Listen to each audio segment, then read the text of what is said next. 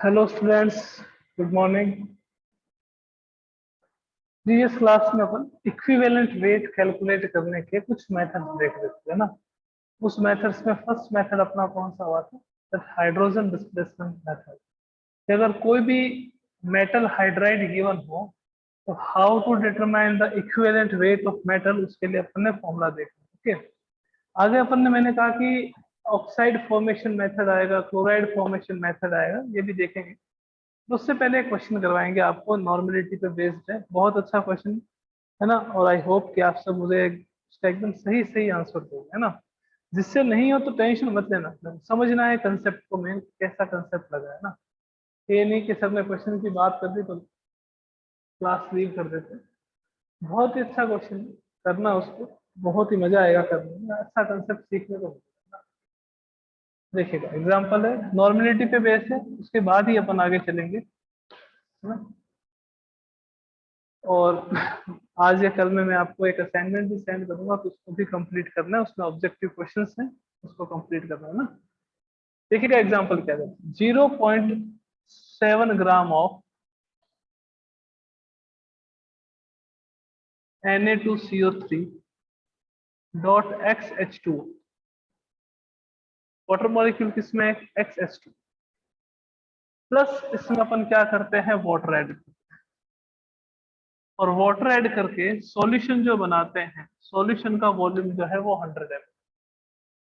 Na2CO3.XH2O में अपन ने water add करके सॉल्यूशन बनाया है, उस सॉल्यूशन का वॉल्यूम है 100 ml। ठीक है। 20 ml of 20 ml of Na2CO3.XH2O, sorry, 20 ml of Na2CO3.XH2O is completely neutralized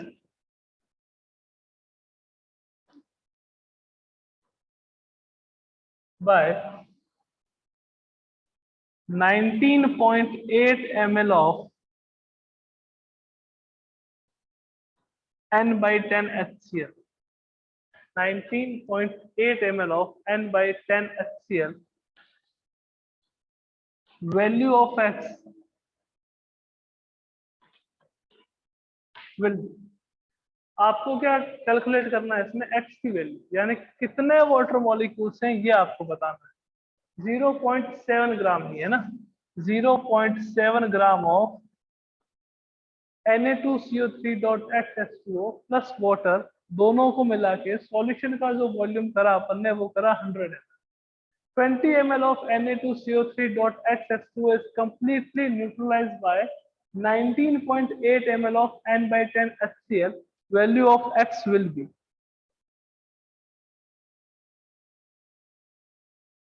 आइए देखते कैसे करेंगे इस टाइप के क्वेश्चंस को।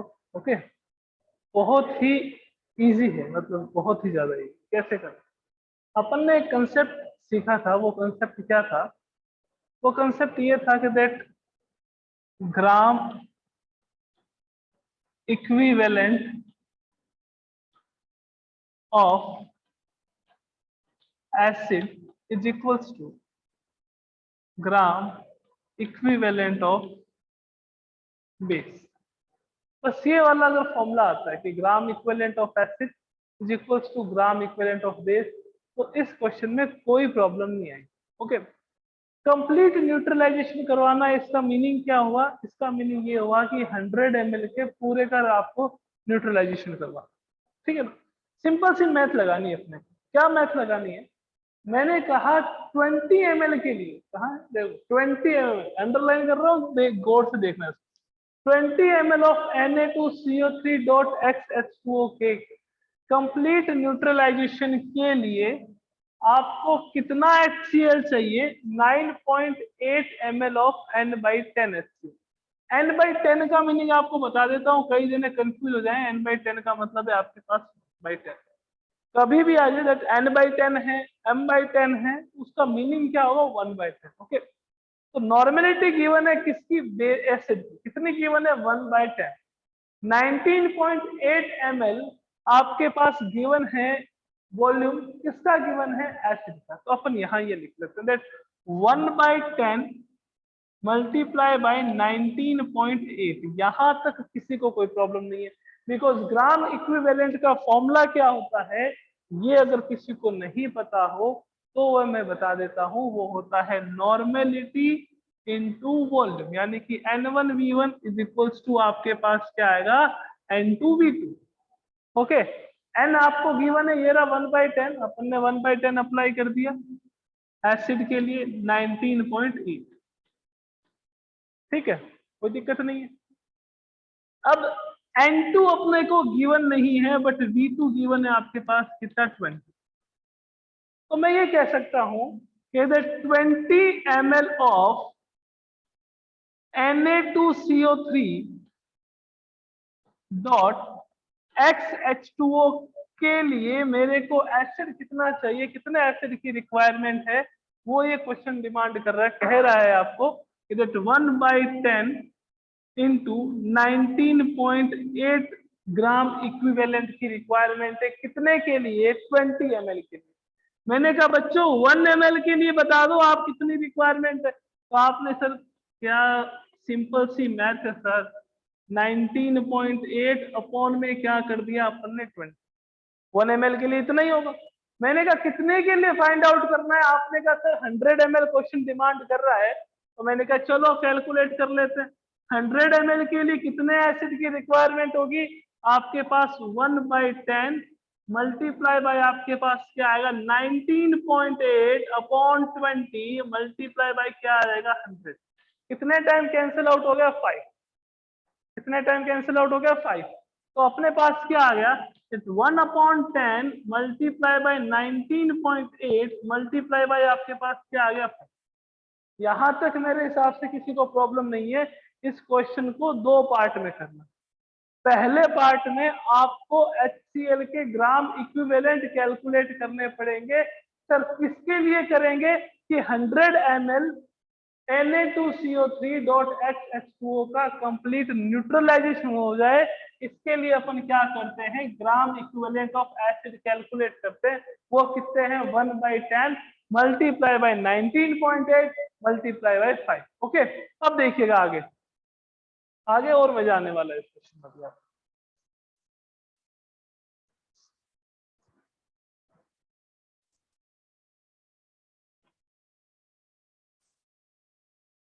अब अपने को क्या करना है, मैंने कहा एसिड बेस के कोई भी क्वेश्चन, न्यूट्रलाइजेशन के कोई भी क्वेश्चन, अपने को क्या करना है, अपने को दोनों के ग्राम इक्विवेलेंट को इक्वल रख देना है। Gram equivalent of acid is equals to gram equivalent of base. बस यही काम करना है, दोनों को इक्वल रख देना, एसिड और बेस के ग्राम इक्विवेलेंट को एक दूसरे के इक्वल। एसिड के कितने हैं कि 100 ml के लिए सर 1/10 इंटू 19.8 मल्टीप्लाई बाय क्या है 5। मैंने कहा ग्राम इक्विवेलेंट ऑफ बेस क्या है कि सर नॉर्मेलिटी तो गिवन ही नहीं है Na2CO3.H2O की, हमें तो गिवन है कि 0.7 ग्राम बेस प्रेजेंट है। तो हमने क्या करा 0.7, यानी कि यूं कर सकते हैं that weight in gram of base upon आपके पास क्या आएगा इक्विवेलेंट वेट, अपॉन आपके पास क्या आ जाएगा इक्विवेलेंट वेट। यही तो आपके पास फॉर्मूला होता है किसका, यही तो आपके पास फॉर्मूला होता है ग्राम इक्विवेलेंट का। स्टार्टिंग में देखा है अपन ने, weight in gram upon equivalent weight कितना आ जाएगा, that 1/10 multiply by 19.8 multiply by 5 is equals to weight in gram कितना है बच्चों 0.7, कितना है 0.7। इक्विवेलेंट वेट का एक फॉर्मूला बता दो आप जरा मेरे को कि क्या होगा, वो होगा आपके पास मोलिकुलर मास अपॉन 2, क्योंकि वैलेंसी जो है वो आपके पास कितनी है 2 है। तो यहाँ पे कितना आ जाएगा मोलिकुलर मास मल्टीप्लाई बाय आपके पास 2। ओके, अब देखो यहाँ पे वॉल्यूम किसमें था ml में, यहाँ पे वॉल्यूम किसमें था ml में, यहाँ वॉल्यूम यूज नहीं करा आपने। अगर वॉल्यूम यूज करते तो कोई दिक्कत नहीं थी, बट यहाँ पे आपने वेट इन ग्राम यूज करा है। तो इस ml को कन्वर्ट करेंगे किसमें, लीटर में। लीटर में कन्वर्ट करेंगे तो किससे मल्टीप्लाई करेंगे, किससे डिवाइड करेंगे 1000 से। तो आपके पास क्या आएगा कैलकुलेट करें, आपको मॉलिक्यूलर मास चाहिए आपको, तो molecular mass is equals to क्या होगा 0.7 multiply by 2 multiply by 1000 multiply by 10 upon क्या आ जाएगा अपने पास 19.8 और मल्टीप्लाई बाय आपके पास क्या आ जाएगा 5।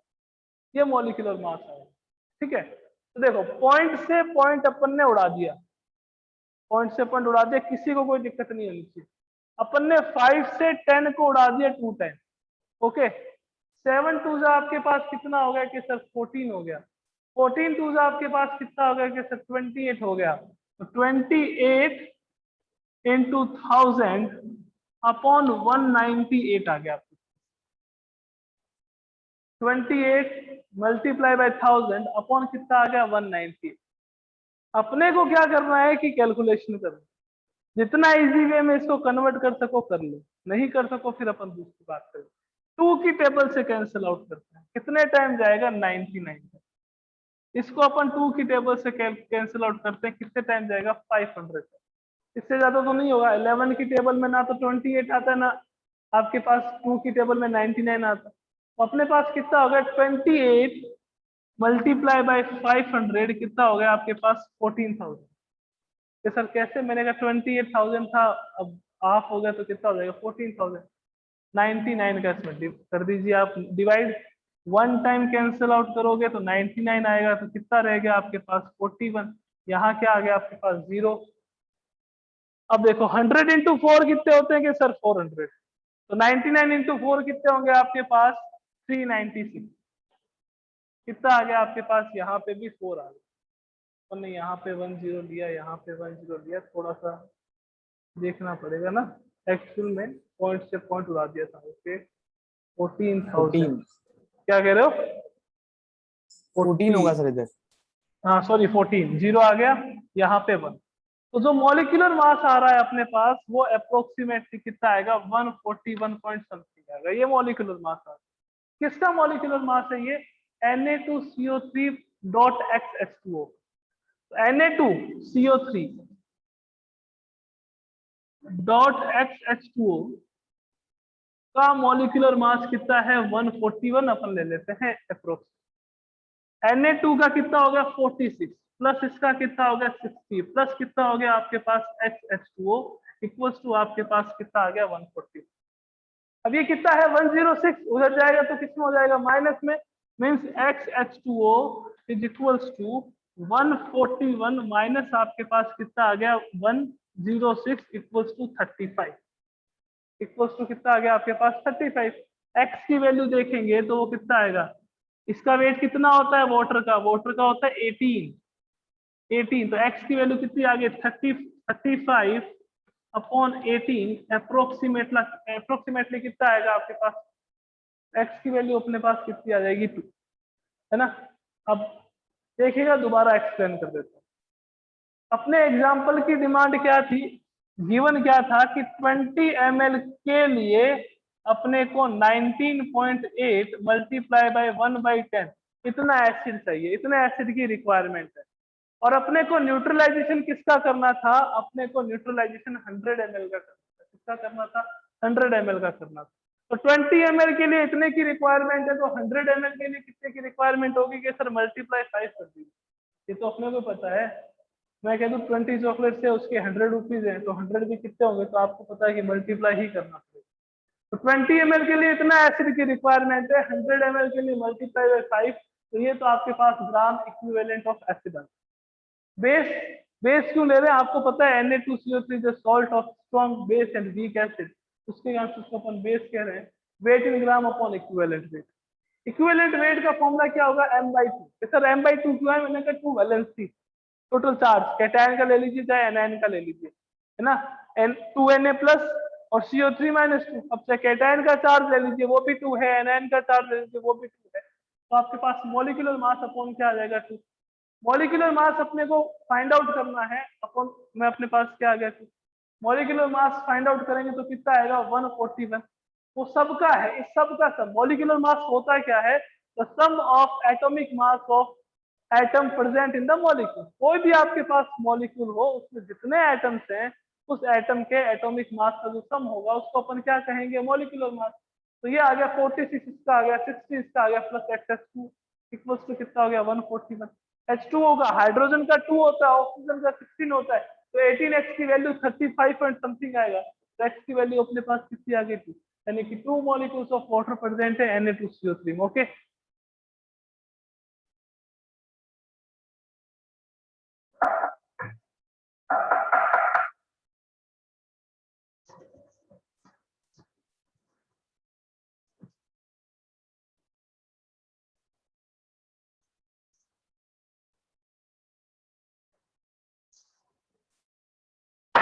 नेक्स्ट देखिएगा methods for equivalent weight. Methods for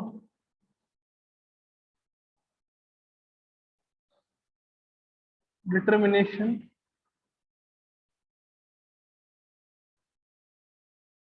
of equivalent weight.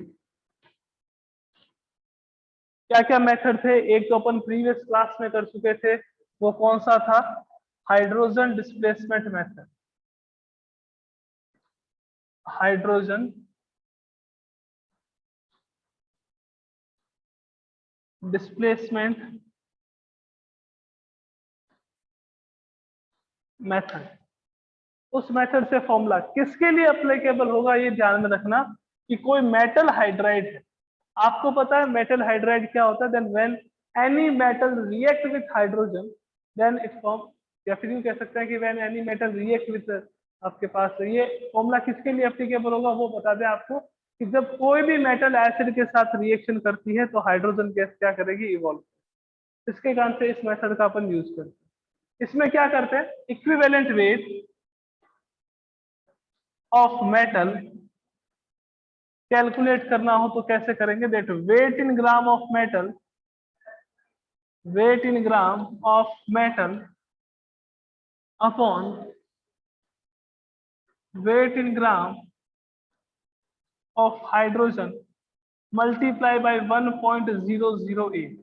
Okay, sir, what is the 1.008? It is the equivalent weight of hydrogen, 1.008. Okay, यह हाइड्रोजन का इक्विवेलेंट वेट। अगर आपको किसी एग्जांपल में क्या गिवन हो, वॉल्यूम गिवन हो हाइड्रोजन का, तो अपन क्या करेंगे, that weight in gram of metal ये गिवन होगा अपॉन वॉल्यूम ऑफ हाइड्रोजन ये गिवन होगा, और अगर ये लीटर में ले रहे हैं तो यहाँ पे आएगा 11.2, और ये अगर ml में ले रहे हैं तो आपके पास 11,200। ओके, नेक्स्ट मेथड देखते हैं अपन। एनसीईआरटी में नहीं मिलेगा बच्चों, ये सब चीजें आपको नहीं मिलेगी, कहीं चांस ही नहीं है मिलने, नॉर्मेलिटी नहीं मिलेगी, बट अब कोई रिफ्रेशर कर रहे हैं तो अपने को जरूर मिलेगा ना ये सारा टॉपिक। नेक्स्ट आता है oxide formation method. Oxide formation method.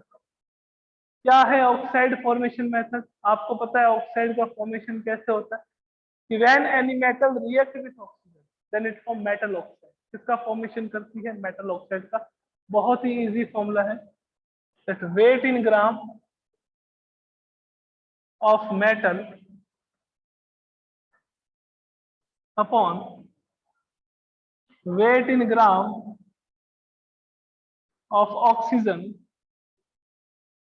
multiply by 8. Sir what is 8? 8 is the equivalent weight of oxygen. Sir कैसे, मैंने कहा ऑक्सीजन का एटॉमिक वेट कितना होता है 16, ऑक्सीजन की वैलेंसी कितनी होती है 2, 16/2 कर दीजिए, ऑक्सीजन का इक्विवेलेंट वेट आ जाएगा कितना 8। ये किसके लिए फॉर्मूला अप्लाई करते हैं अपन, for the equivalent weight of metal, metal के इक्विवेलेंट वेट की। ओके, सर एग्जांपल बता दो, तो चलो देख कि आपके पास कोई मेटल ऑक्साइड है जिसका फॉर्मूला MO है, मेटल ऑक्साइड है जिसका फॉर्मूला क्या है MO। इस मेटल ऑक्साइड में मेटल जो है वो आपके पास 60% और ऑक्सीजन जो है वो आपके पास 40%, 60% मेटल और 40% ऑक्सीजन। आपको क्या बताना, आइडेंटिफाई मेटल। मेटल को आइडेंटिफाई करना है कि कौन सी मेटल ऑक्साइड है, उसमें मेटल जो है वो 60% है, ऑक्सीजन जो है वो 40%। आइडेंटिफाई द मेटल, आपको मेटल का आइडेंटिफिकेशन करना है कि मेटल कौन सी।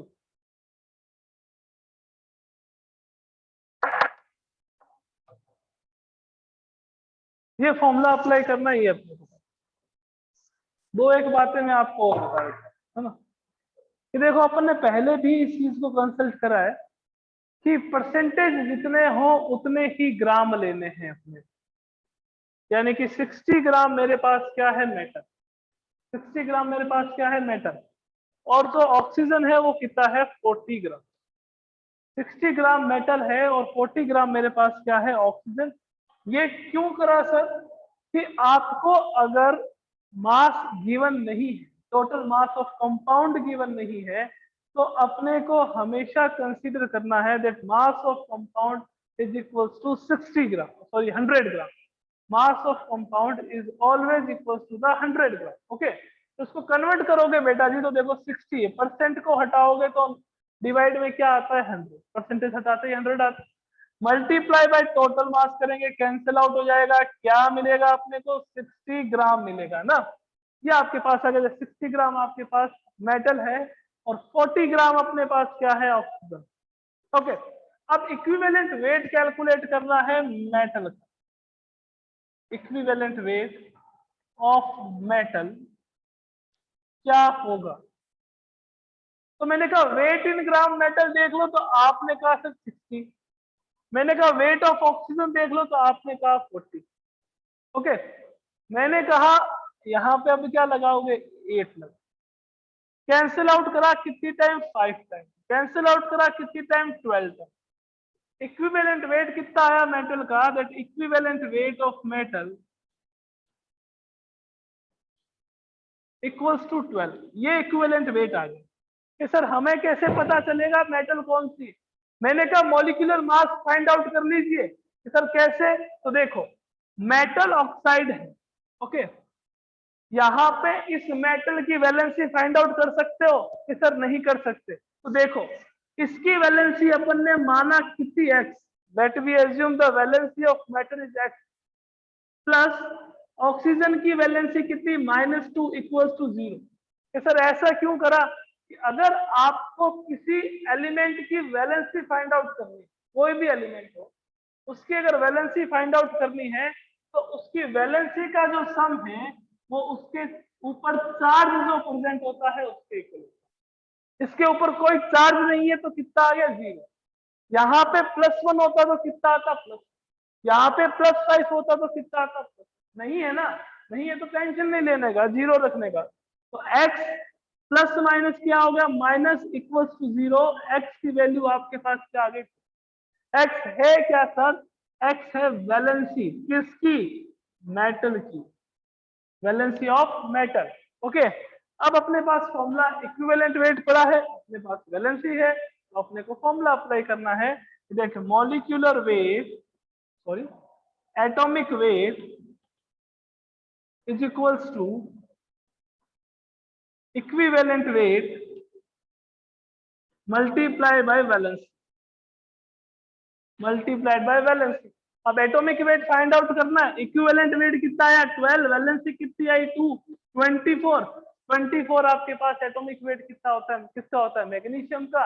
और जो ऑक्साइड है वो आप सबका फेवरेट 10th क्लास से पढ़ते हुए आ रहे, मैग्नीशियम ऑक्साइड। ऑक्साइड कौन सा है आपके पास, मैग्नीशियम ऑक्साइड, है ना। सबसे पहले क्या करेंगे, मेटल का इक्विवेलेंट वेट फाइंड आउट करेंगे, वो 12 आ गया। फिर मेटल की वैलेंसी फाइंड आउट करेंगे, वो 2 आ गई। इक्विवेलेंट वेट इनटू वैलेंसी क्या होता है अपने पास, कि सर वो तो एटॉमिक वेट होता है, वो कितना आ गया 24। किसका होता है वो मैग्नीशियम का। Okay,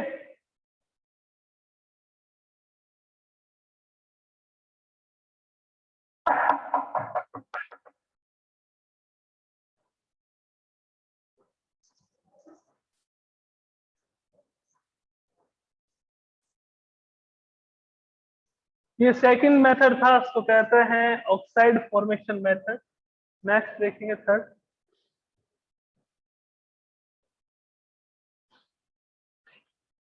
chloride formation method.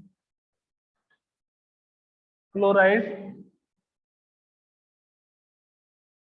Formation method, same formula है, सेम एज इट इज, जो आपने अभी देखा था थोड़ी देर पहले, वो ऐसा ही फॉर्मूला है, but equivalent weight of oxygen की जगह इक्विवेलेंट वेट ऑफ क्या आ जाएगा, chlorine. Equivalent weight of metal is equals to equivalent weight, sorry, weight in gram of metal upon weight in gram of chlorine multiply by 35.5। 35.5 sir क्यों? मैंने कहा chlorine का atomic weight कितना होता है कि सर 35.5। मैंने कहा वैलेंसी कितनी होती है कि सर 1, तो 35.5 अपॉन 1 ये क्या आ जाएगा आपके पास, ये 35.5 क्या है, इक्विवेलेंट वेट है किसका, ना मेरा ना आपका, ये है क्लोरीन का इक्विवेलेंट वेट 35.5 है ना। तो इन सब फॉर्मूले को एक साइड में रखें, यानी कि क्लोराइड दे रखा हो तो ये अप्लाई कर दो, ऑक्साइड दे रखा हो तो वो अप्लाई कर दो, हाइड्राइड दे रखा हो तो वो अप्लाई कर दो। यानी कि जो फर्स्ट वाला है वो हाइड्राइड का था, सेकंड वाला किसका था, ऑक्साइड का, थर्ड वाला किसका था, थर्ड वाला क्लोरीन का, जो अभी ऊपर ने देखा। एक सिंपल सा फॉर्मूला, अगर आपको इक्विवेलेंट वेट फाइंड आउट करना हो तो क्या लगाना, देखो W1 upon E1 is equals to W2 upon E2, ये आप फॉर्मूला लगा दीजिए। कोई भी एलिमेंट आ जाए, जैसे W1 क्या है कि दो अलग अलग कंपाउंड दे रखे, दो अलग अलग कंपाउंड दे रखे हैं, तो उसका वेट इन ग्राम किसी एक कंपाउंड का या किसी एक एलिमेंट का, ये सेकंड का वेट इन ग्राम कोई भी एलिमेंट हो सकता है, कोई भी कंपाउंड हो सकता है, ये फर्स्ट का इक्विवेलेंट वेट और ये सेकंड का इक्विवेलेंट वेट है ना। इवन क्या होगा, फर्स्ट का इक्विवेलेंट वेट, कोई भी एलिमेंट फर्स्ट है उसका इक्विवेलेंट वेट, और ये आपके पास किसका हो जाएगा, सेकंड, है ना। कोई प्रॉब्लम नहीं, इससे W1 upon W1 upon E1 is equal to W2 upon E2। इससे आप किसी भी, कोई भी आपको अगर पूछे तो आप इजीली किसी का भी इक्विवेलेंट वेट बता सकते हो, किसी का भी वेट ग्राम बता सकते हो। तो सर कैसे बताएंगे कि मान लीजिए कि आपके पास 63.5 ग्राम कॉपर प्रेजेंट, ओके, और आपको कह दिया कि एक W2 है वो सिल्वर है, तो सिल्वर का इक्विवेलेंट वेट फाइंड आउट करो, या सिल्वर का wait in gram find out करो, क्या होगा, तो आप इजीली कर सकते हो। कि सर कैसे, मैंने कहा 63.5, अब कॉपर देखना पड़ेगा ना कि कौन से में है, अगर Cu2O में है तो अलग आएगा, CuO में है तो अलग आएगा ना इक्विवेलेंट वेट, Cu2O और CuO। यहाँ देखें तो मैंने आपको बताया था कि यहाँ पे इक्विवेलेंट वेट जो है वो 31.75 होता है, तो यहाँ पे इसका इक्विवेलेंट वेट सिल्वर आ जाएगा अपॉन सिल्वर का इक्विवेलेंट वेट। आप इजीली सिल्वर का वेट इन ग्राम कैलकुलेट कर सकते हो इस वाले फॉर्मूले। तो ये चार मेथड थे किसके लिए, इक्विवेलेंट वेट फाइंड आउट करने के लिए। नेक्स्ट क्लास में अपन डिस्कस करेंगे नॉर्मेलिटी के भी कुछ रिलेशन होते हैं। आपने मोलेलिटी के पढ़े, मोलेलिटी के भी देखे हैं, मोल फ्रैक्शन के भी देखे हैं, तो इसको अपन नाराज नहीं करेंगे।